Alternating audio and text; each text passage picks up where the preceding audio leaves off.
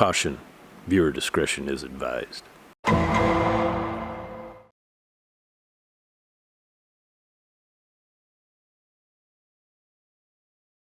So somebody was mentioning to me that I needed to check my other holes to make sure they're lined up. So you're just trying to make my mind go in circles. So this is the front bearing. There is no holes in these three. There's one right here, and that goes in there fine. And then your next one, like I was saying, so there's a notch. The bearings have a locating notch. So the very back one you put at 6 o'clock, and they have to face rearward. And the front ones go at 6 o'clock, so you can see it there. So this bearing will have a hole right here, and it has a hole here, and that lines up, and then it has a hole over here, which lines up, which is this hole right here. See, it's sticking out. So Jeff did good. Okay, I'm gonna attempt to roll this baby over by myself. Probably not my best idea ever.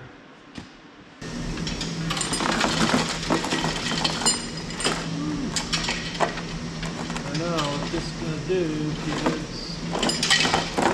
Oh boy. Yeah.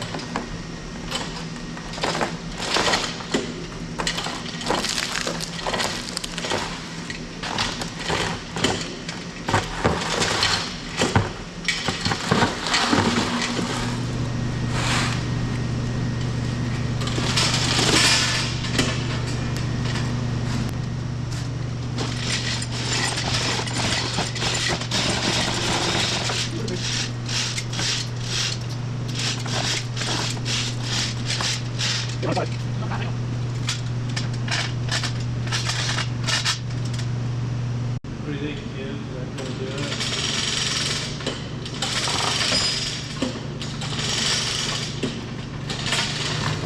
Yeah.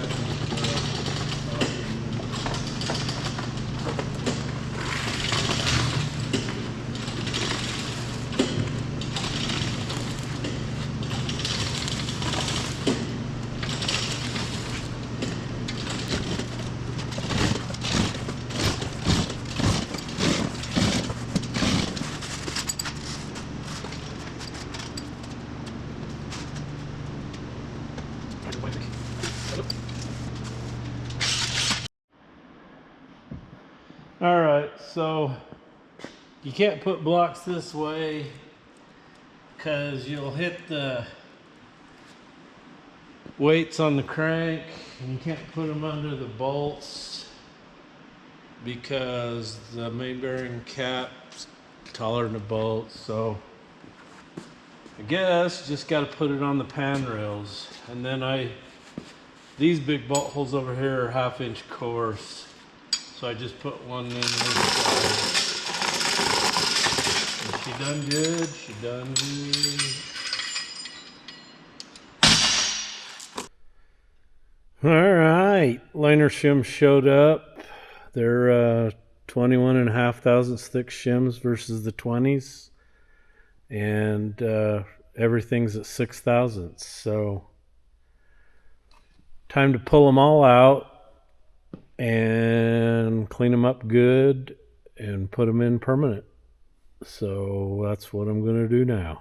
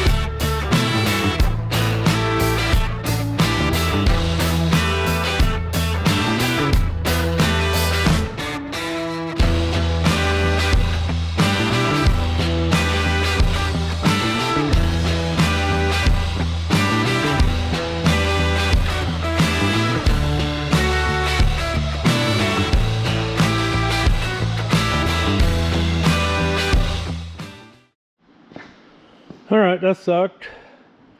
But that's the last time I'm pulling them out. So one's down there, 2, 3, 4, 5, 6. The shims, I'll probably take them back out, put them back in the same holes, clean the ledges up good. I've got to clean the bottom bore up because I had to put oil on it to get those liners to go down. Takes a pretty good amount of force to push those in. I think that's an awesome design to hold your liners still, but it sure makes it hard on a mechanic. Not that I'm a mechanic. I mean, this here's my first engine I ever done, so hope I'm doing it right. We'll get cleaning these up, unlay them out, and then it's time for a Wesson oil party.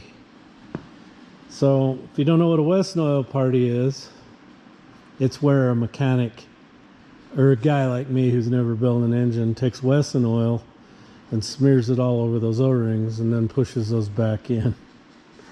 So Cummins says to use vegetable oil, and Wesson oil is vegetable oil.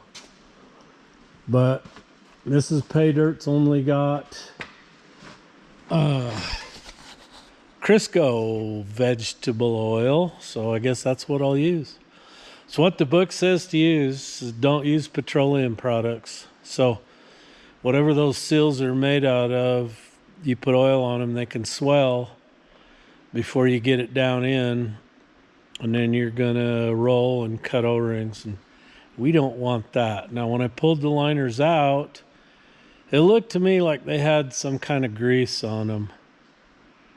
So I don't know if Cummins has updated their lube procedure. I did a little searching on the internet, and there's about 47,000 different answers. Oil, lubriplate 105, silicone grease, dielectric grease, dishwashing soap. Brian told me don't use that because when it dries, it leaves a residue. If you think I'm doing it wrong, tell me in the comments. Tell me what you use. I like to use what the manufacturer says to use because they know what their O-rings are built out of.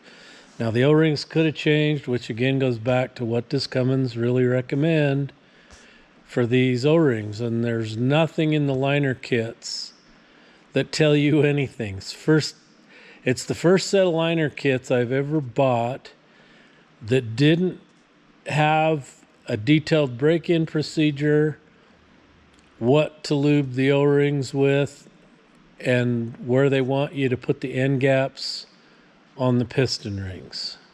This is a lot of work. Did I tell you this is a lot of work? This is a lot of work. Okay, washing the liners. I got 3 left to go here. This is a bucket of clean solvent. And I just go in here. This is polishing rag stuff I had. Doesn't leave lint all over. I've already washed these once, but I haven't gone cleaned them with clean solvent. They just got washed, all of the anti-rust stuff off of them in the parts washer. So, and then they sat over there on the bench for a week or 2. I could do it like the Packies and just poke a hole in the lid of a pop bottle and fill it with that stuff. Come on.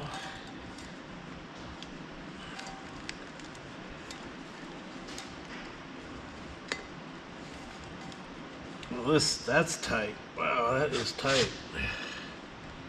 That's tight like tigers.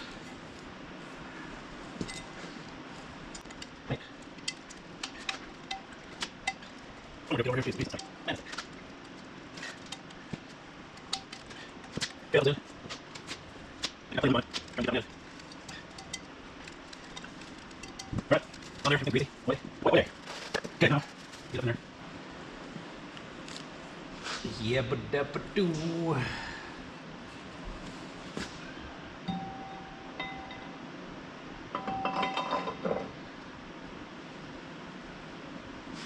Okay, turn it 180 here.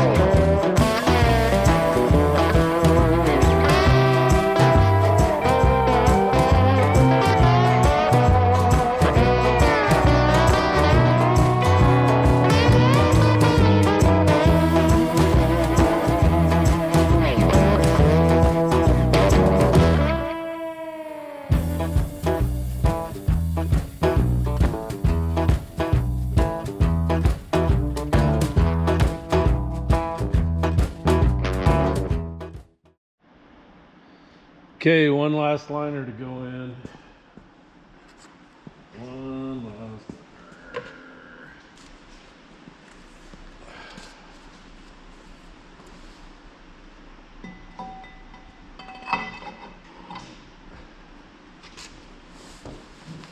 Snap. First O-ring's in. Get rid of that. Get on the liner.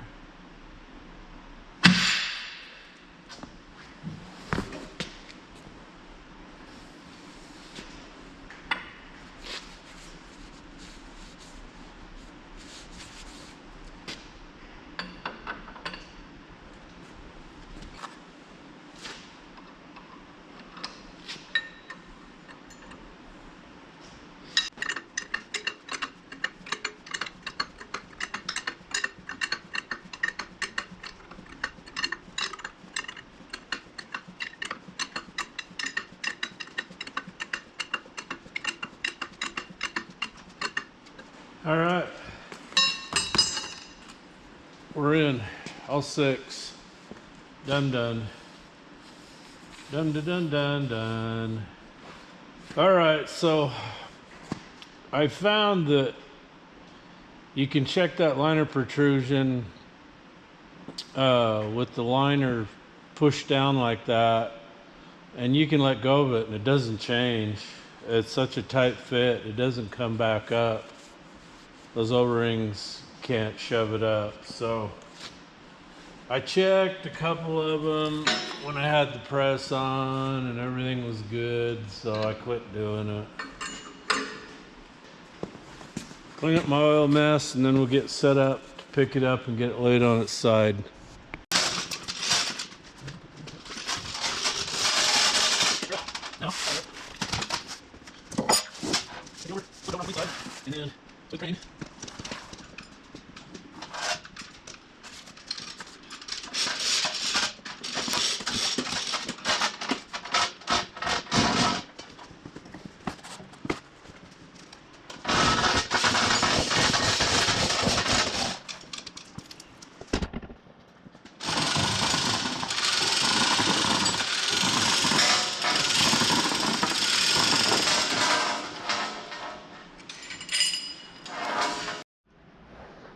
So, see those marks in there?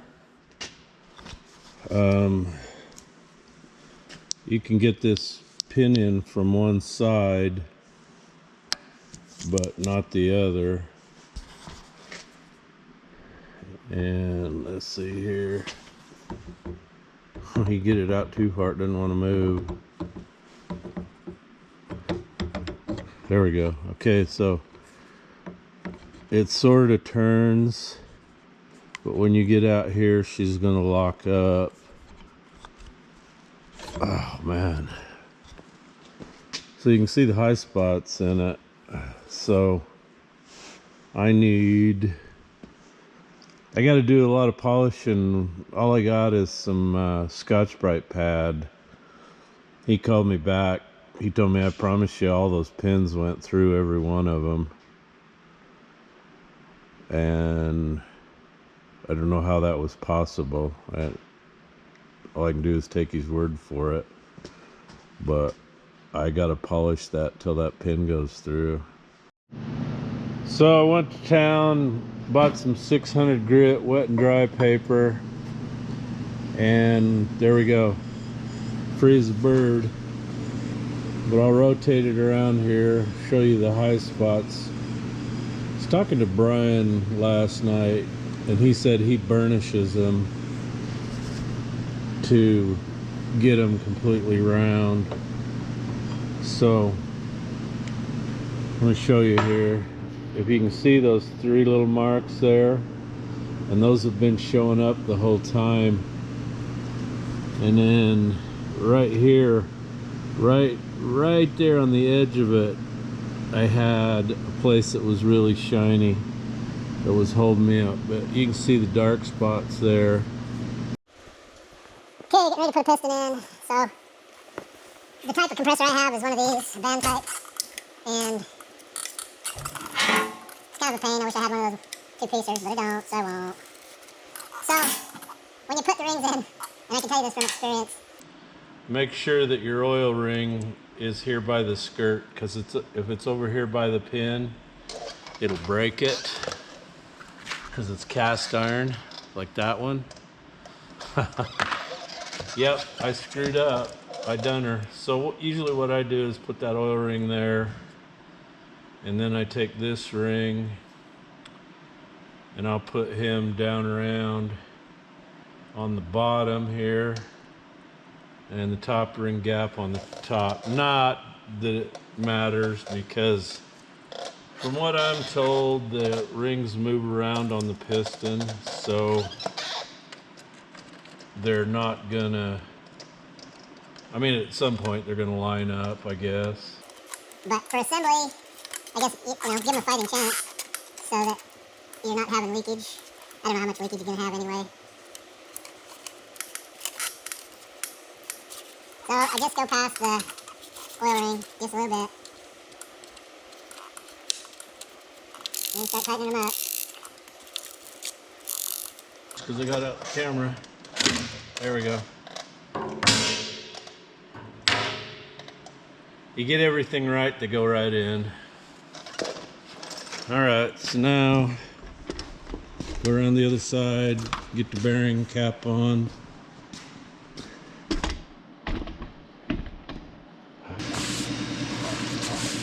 Clean. Cardboard looks dirty, but it's clean. There's nothing like cardboard. Gotta have cardboard, man. Everybody needs cardboard. Alright, so we'll put this one in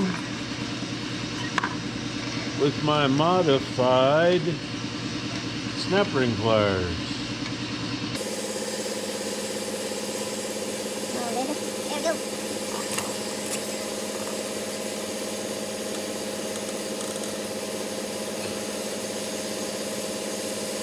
There we go. It's cake. Alright, now some lubrication.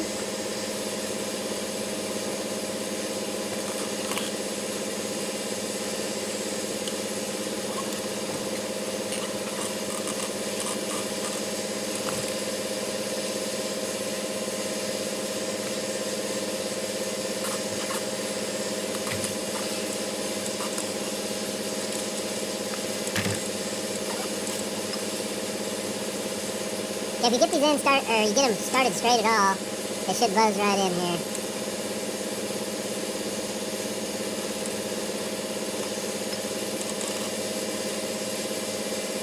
It doesn't hurt to have a little bit of lube on them.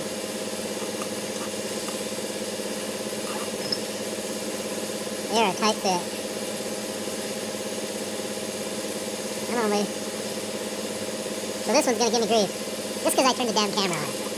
Seems like the camera ain't on. They just zip right in there. Can't turn the camera on? We're screwed. There we go. So you just kind of, there we go. Kind of vibrate it. There we go. We're in. Bam, bam. So while I got it here like this, I'll put some piston rings on it.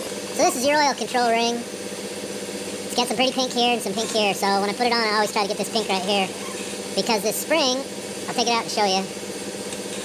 See, this is where it comes apart in the back, and there's a rod in it. So what we're going to do is we're just going to go ahead and put it on.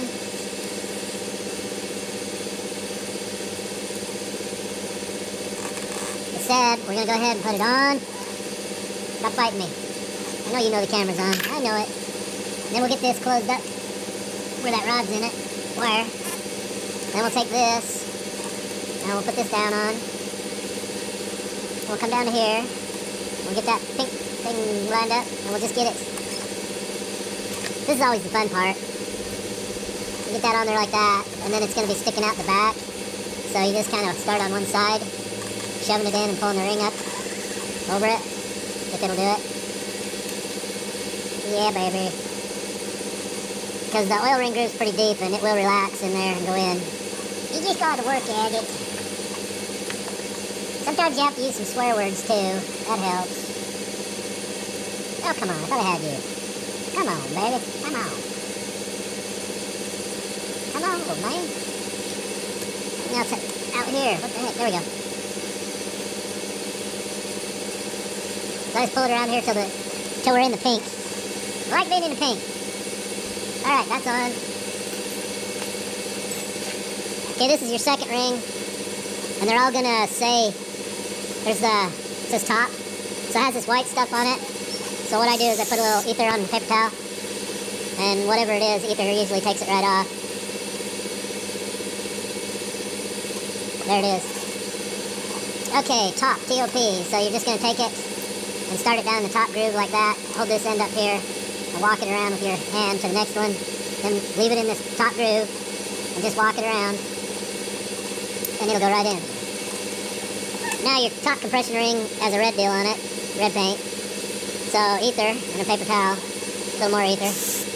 Usually takes that right off. Just hold it there for a minute, start wiping. And she's gone. Because I really don't think you want that paint on there, whatever it is. Maybe it's braking lube, so that says top right there. So this is a little tougher, he's a little thicker, so you're getting started down there. Keep this end up, or you're not going to get it in. That's got to be up here, because it's moving over this way. And then just carefully walk it down. Scratched it right there, you scratched it, yeah. Oh no. Alright, so we'll put the connecting rod in, and then we'll take it over to the vise, or not, and lube those piston rings up. Put a little secret sauce in here. So I didn't really have to do anything to this rod. The pin went right in, I just cleaned it up. I don't know what happened to that other one, but man, that other one was a bear.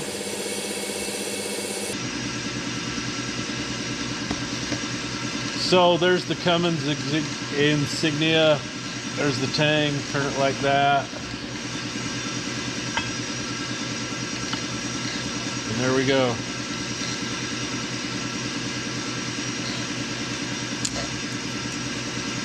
So now I got to put that other snap ring in. I'm going to be laying it down on the piston rings, so I need to be careful. There we go.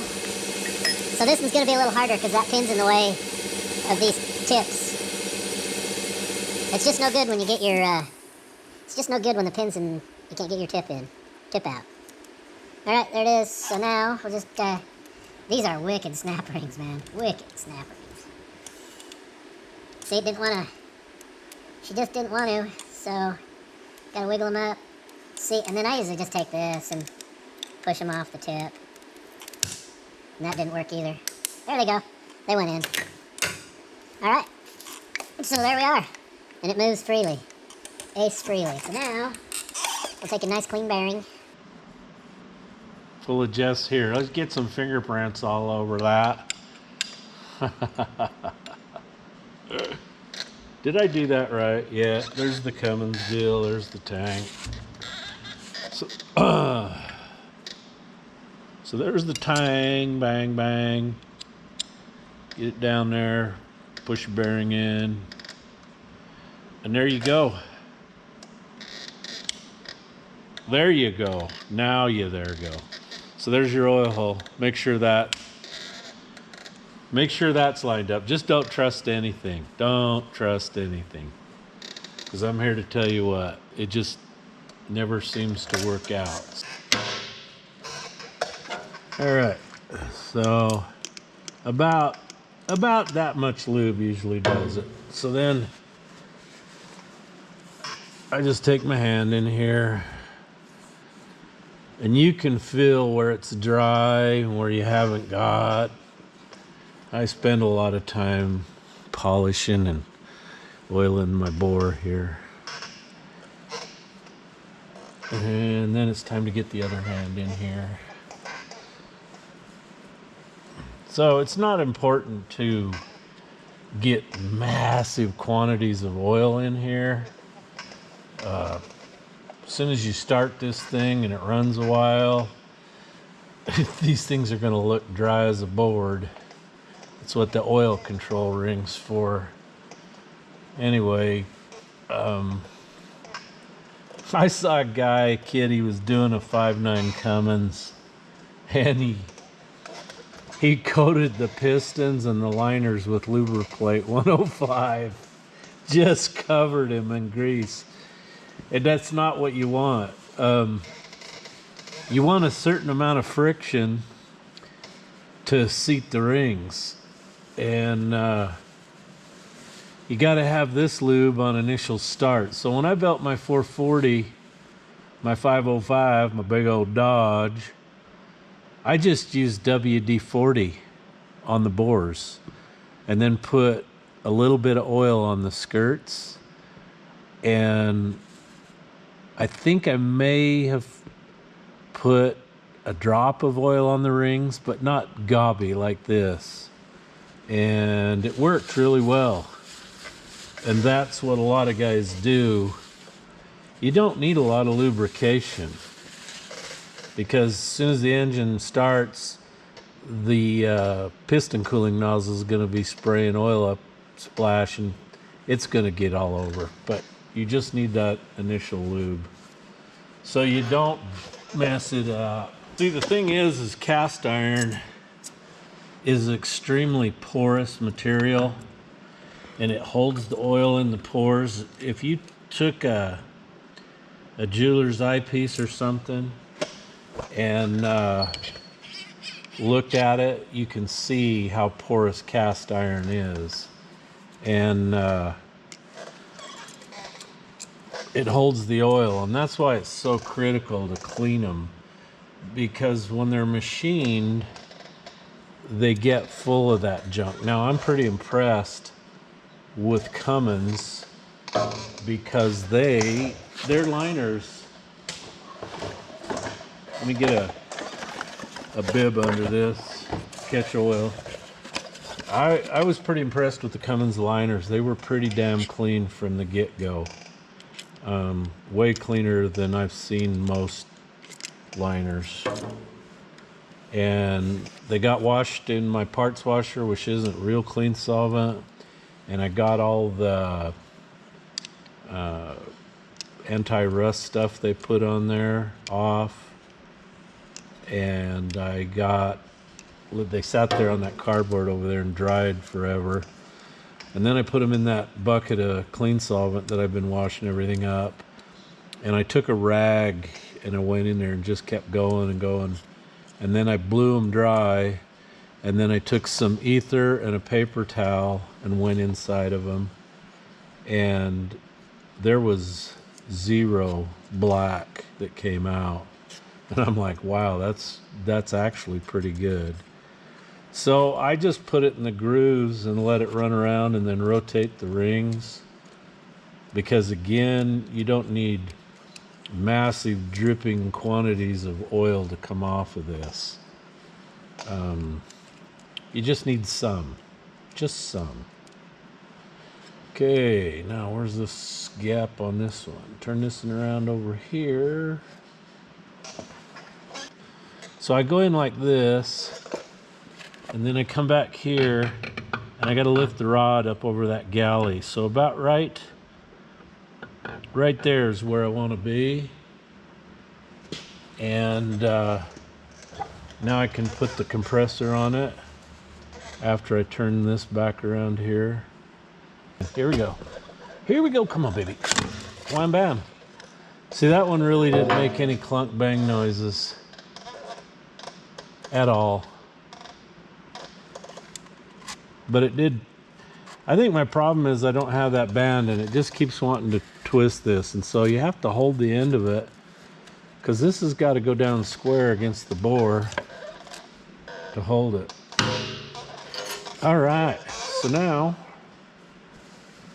I can't put the last one in. I have ordered, believe it or not, Cummins will sell you individual rings. So I have one oil ring coming out of California. I'm hoping it's here tomorrow, Saturday. But that was just a mistake on my part. I screwed up right there. I should not have, and when I did it, I thought, oh, I probably shouldn't have that gap down there where there's no skirt. And I shouldn't have. I should not have done it. So now, we gotta oh, I know what I gotta do. I gotta put some jizz on the crank.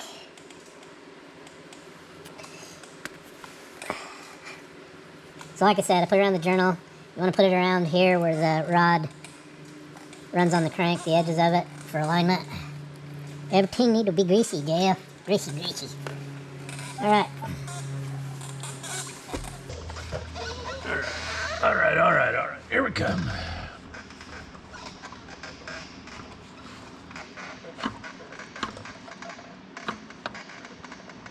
Oh, jeez, Jeff. Come on, baby. Let's go. Let's go, come on. I can't get a hold of it. Get some bolts on it. So, one of the problems is I can see right now is the rod needs to move over. There it is. Now it's centered in the piston because it's got to move and it's got to come into this straight. See, like that. Perfect. Because if it don't, it ain't gonna work. It's just not gonna work. That's why it's important for those piston pins, for that rod to run freely on that piston pin, so that when you come in, it's got a little side movement in it.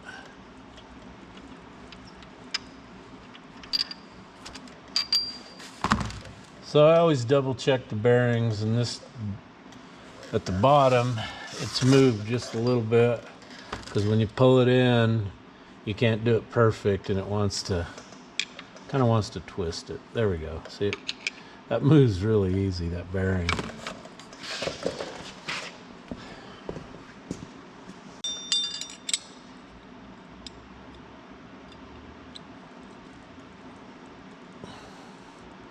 Oh no, fingerprints. Oh no!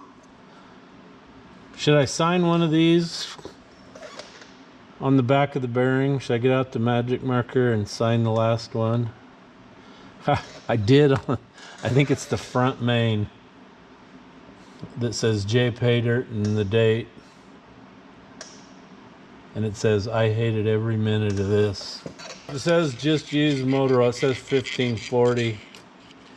I'm using 30 Dello 400. So if it fails, we'll know why. It's because I used the wrong oil. I didn't use 1540.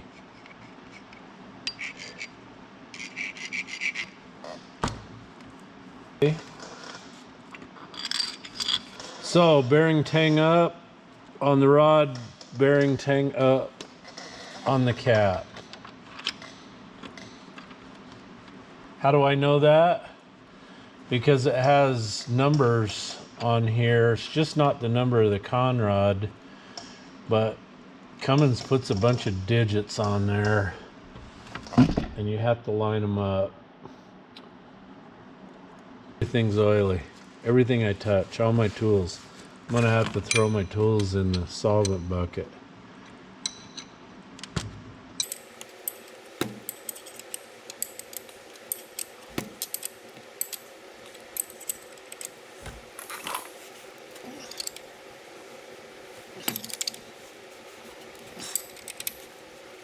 Okay, that's as tight as they get until it's time for the torque wrench. So anyway, this isn't super complicated and hard. It's just a lot of work, a lot of repetitive work, and probably the worst thing is cleaning all this crap up. Man, I got a lot of time in cleaning. It's just, that's where having some help around, some swampers to do some cleaning would really speed it up, but I ain't got no swampers. That's that for that today, kids. I don't know what else to show you until I get some more parts. It's Friday and I don't have you a video, so I do apologize. Last one in. We're done.